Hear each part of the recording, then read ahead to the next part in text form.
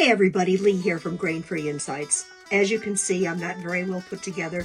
This is very last minute. I was just going through my emails and I ran across a recipe for key lime cookies by Abigail Marie, the chef with IBD. She's well known for her gluten-free and grain-free recipes.